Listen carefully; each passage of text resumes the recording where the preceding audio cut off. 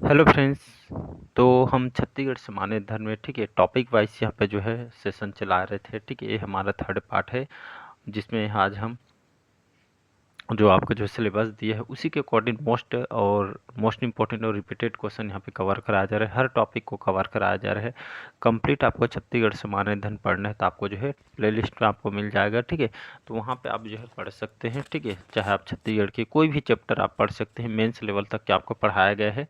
ठीक है, तो ये आपके एडीओ के लिए काम आएगा, एसआई पुलिस कांस्टेबल, ठीक है, आने वाले लगभग सभी एग्जाम के लिए काम आएगा। ठीक है, चाहे आप एडीओ, ठीक है, एसआई पुलिस कांस्टेबल, शिक्षाकर्मी भर्ती, और अभी आबकारी जो है विभाग में वैकेंसी आई है 200 पोस्ट। तो आपको जो है सब में आपको पढ़ना पड़ेगा, ऐसा नहीं है कि कोई भी एग्जाम में, क्योंकि छत्तीसगढ़ सामान्य धन पढ़ना ऐसा सिलेबस है जो आपको हर एग्जाम में पढ़ना पड़ेगा। बाकी चलिए स्टार्ट करते हैं सेशन को। प्लेलिस्ट में आपको छत्तीसगढ़ सामान्य धन पूरा पढ़ना है तो आपको मेंस लेवल तक के पढ़ा दिया गया है। ठीक है, तो ये जो सेशन है आपके एक मॉडल पेपर है और सभी एग्जाम के दृष्टि से कंटेंट को रेडी किया है। ठीक है, तो छत्तीसगढ़ की जो है पर्वत और जितने भी पहाड़ियाँ उसको हम देखेंगे। पहला क्वेश्चन स्टार्ट करते हैं। पहला क्वेश्चन है कि छत्तीसगढ़ की सबसे ऊंची पर्वत चोटी या छत्तीसगढ़ की सबसे जो है ऊंची चोटी कौन सी है? गावरालाटा, बदरगढ़, पलमा या देवगढ़? तो इसका आंसर हो जाएगा यहाँ पे। तो यहाँ पे इसका आंसर हो जाएगा आपका गावरालाटा का चोटी। सुने होंगे, ठीक है, ये छत्तीसगढ़ की सबसे ऊंची चोटी है। तो इसका आंसर हो जाएगा यहाँ पे गावरालाटा की चोटी छत्तीसगढ़ की सबसे ऊंची चोटी है। ये कई बार एग्जाम में क्वेश्चन आया हुआ है, तो यहाँ पे ए ऑप्शन हो जाएगा। अगला क्वेश्चन चलिए देखते हैं कि जो है निम्न में से कौन से जो पर्वत से छत्तीसगढ़ घिरा हुआ नहीं है उसको बताना है। ठीक है, मैकल पर्वत श्रेणी, रामगिरी की पहाड़ी, सिहावा या मनेंद्रगिरी? तो इसका आंसर हो जाएगा आपका मनेंद्रगिरी। ठीक है, तो ये जो है पर्वत जो है छत्तीसगढ़ से घिरा हुआ जो है नहीं है। तो यहाँ पे बाकी जो है मैकल पर्वत, रामगिरी, सिहावा, ये तो सभी जो है जानते हैं जो कि छत्तीसगढ़ से संबंधित है। बाकी जो है डी ऑप्शन जो है यहाँ पे वही बोला गया है कि छत्तीसगढ़ से घिरा हुआ कौन सा पर्वत नहीं है। तो डी ऑप्शन जो है करेक्ट आंसर हो जाएगा। तो यहाँ पे कौन सा है नहीं है, इस क्वेश्चन को भी आपको जो है अच्छे से पढ़ना है, क्योंकि जो है कंफ्यूजिंग हो जाता है नहीं है, और जो आंसर सही होते हुए क्वेश्चन यहाँ पे गलत हो जाता है। चलिए नेक्स्ट क्वेश्चन देखते हैं यहाँ पे। बिजावरा जो पहाड़ है ये आपका स्थित है मैकाल श्रेणी में, पेंड्रा लोरमिक पठार में, छुरी उदयपुर पहाड़िया में या बुजमाड़ की पहाड़ियों में? तो इसका आंसर हो जाएगा बी ऑप्शन पेंड्रा जो लोरमी के पठार है यहाँ पे जो है बिजौरा पहाड़ी आपका स्थित है। बी ऑप्शन जो है करेक्ट आंसर हो जाएगा। नेक्स्ट क्वेश्चन चलिए देखते हैं यहाँ पे। छुरी, ठीक है, छुरी उदयपुर की पहाड़ियाँ कल भी देखे थे। ठीक है, तो ये छुरी की पहाड़ियों का अधिकांश भाग कौन से जिले में वितरित है? कोरबा, बिलासपुर, मुंगेली या कबीरधाम? तो यहाँ पे कोरबा जिला इसका आंसर हो जाएगा। छुरी उदयपुर की पहाड़ियाँ सुने होंगे, ये जो पहाड़ियाँ अधिकांश जो भाग है ये जो है कोरबा जिले के अंतर्गत यहाँ पे फैला। ठीक है, कोरबा रायगढ़ में आपका फैला हुआ। ठीक है, तो कोरबा और रायगढ़ है तो दोनों को लगाइएगा, कोरबा अच्छे तो कोरबा लगाइएगा। ठीक है, तो कोरबा रायगढ़ क्षेत्र में जो पहाड़ी आपका फैला हुआ, तो इसका ए ऑप्शन जो है करेक्ट आंसर हो जाएगा। चलिए अगला क्वेश्चन देखते हैं यहाँ पे। उत्तर छत्तीसगढ़ प्रदेश की, ठीक है, उत्तर छत्तीसगढ़ प्रदेश की सर्वाधिक उच्च भूमि कौन सी है? सरगुजा बेसिन, हसदो रामपुर बेसिन, छुरी उदयपुर की पहाड़ियाँ या चांग बखार देवगढ़ की पहाड़ियाँ? तो इसका आंसर हो जाएगा चांग बखार देवगढ़ की जो पहाड़ियाँ, ये जो उत्तर प्रदेश, ठीक है, छत्तीसगढ़ प्रदेश की सर्वाधिक उच्च भूमि है। ठीक है, इसका डी ऑप्शन जो है करेक्ट आंसर हो जाएगा। और इसी तरह यहाँ पे देखेंगे हम अगला जो टॉपिक है छत्तीसगढ़ की नदियाँ, और कंप्लीट आपको पढ़ना है तो आप प्लेलिस्ट में पढ़ सकते हैं मेंस लेवल तक के 8 से 9 पार्ट में, जिसमें छत्तीसगढ़ के नदियों के साथ साथ जितने भी जलप्रपात हैं, झरने हैं, पूरा यहाँ पे कवर कराया गया है। ठीक है, पहला क्वेश्चन देखते हैं। चलिए पहला क्वेश्चन देखते हैं। ठीक है, कि छत्तीसगढ़ की नदियों को उनके प्रवाह क्षेत्र के आधार पर निम्नलिखित में से कितने समूह में विभाजित किया गया है? 2, 3, 4 या 5? तो इसका आंसर हो जाएगा 4, याद रखिएगा। तो छत्तीसगढ़ के उन नदियों को उनके जो प्रवाह के क्षेत्र के आधार पर यहाँ पे जो है 4 समूहों में विभाजित किया गया है। तो इसका सी ऑप्शन जो है करेक्ट आंसर हो जाए। सेकेंड क्वेश्चन चलिए देखते हैं यहाँ पे जो है। सही सुमेलित कीजिए नदी अपवाह तंत्र। ठीक है, तो ए है महानदी अपवाह तंत्र उनके प्रवाह क्षेत्र का, ठीक है, जो है 1.05%। ठीक है, सेकंड है कि जो गोदावरी अपवाह तंत्र, ठीक है, यहाँ पे दिएगा 13.45%। सोनगंगा अपवाह तंत्र 28%, या नर्मदा अपवाह तंत्र जो 58%। तो यहाँ पे इसका आंसर हो जाएगा डी ऑप्शन जो है करेक्ट आंसर हो जाएगा। ठीक है, तो ये जो है सुमेलित करना है, डी ऑप्शन जो है करेक्ट आंसर हो जाएगा। ठीक है, नर्मदा अपवाह तंत्र। ठीक है, ये आपका जो है ये जो है सुमेलित करना है, तो डी ऑप्शन जो है करेक्ट आंसर हो जाएगा। अगला क्वेश्चन चलिए देखते हैं यहाँ पे। निम्नलिखित कथनों को पढ़िए तथा सही विकल्पों को जो है चुनिए। छत्तीसगढ़ में महानदी अपवाह तंत्र सबसे जो है मतलब जो है सबसे बड़ी जो है अपवाह तंत्र, ये भी सही है, ठीक है। महानदी अनुवर्ती नदी का उदाहरण है। थर्ड है महानदी के तट पर धार्मिक, सांस्कृतिक एवं ऐतिहासिक स्थल स्थित है। ए बी सी डी यहाँ पे दिया गया है, तो इसका आंसर हो जाएगा डी ऑप्शन 1 2 3 इसका आंसर हो जाएगा, ठीक है। तो ये जो है छत्तीसगढ़ के जो महानदी अपवाह तंत्र सबसे जो है बड़ी अपवाह तंत्र, तो ये भी सही हो जाएगा। और महानदी के जो अनुवर्ती नदी का उदाहरण है। थर्ड है महानदी के तट पे धार्मिक, सांस्कृतिक एवं ऐतिहासिक स्थल जो है आपका स्थित है, ठीक है। तो इसका डी ऑप्शन जो है करेक्ट आंसर हो जाएगा। अगला क्वेश्चन चलिए देखते हैं यहाँ पे। निम्नलिखित कथनों को विचार कीजिए, ठीक है। तो पहला है कि जो है महानदी को छत्तीसगढ़ की गंगा कहा जाता है। सेकंड है महानदी को पुराणों में चित्रोत्पला कहा गया है। महानदी को छत्तीसगढ़ की जीवन रेखा यहाँ पे कहा गया है। तो सही विकल्प को यहाँ पे चुनना है, जैसे एक में 1 और 2 दिया गया है और यहाँ पे बी सी डी यहाँ पे दिया गया है। इसका सही आंसर 3 और 1 इसका आंसर हो जाएगा, ठीक है। 3 और 1, चलिए डी ऑप्शन देखते हैं यहाँ पे। 3 और 1, ठीक है। तो यहाँ पे जो है महानदी छत्तीसगढ़ की जीवन रेखा कहा, जिसको कहा जाता है। महानदी को छत्तीसगढ़ की गंगा भी कहा जाता है, ठीक है। तो इसका आंसर हो जाएगा 3 और 1। पांचवा क्वेश्चन चलिए देखते हैं। महानदी के संबंध में निम्नलिखित कथनों पर विचार कीजिए। कथन पहला है ये राज्य की सबसे बड़ी नदी है। सेकंड है, कथन 2 है राज्य में इसकी कुल लंबाई 290 किलोग्राम है, किलोग्राम है बोलता हूँ, किलोमीटर है। थर्ड है कि जो है राजिम शिवरीनारायण चंद्रपुर तटीय जो है शहर है।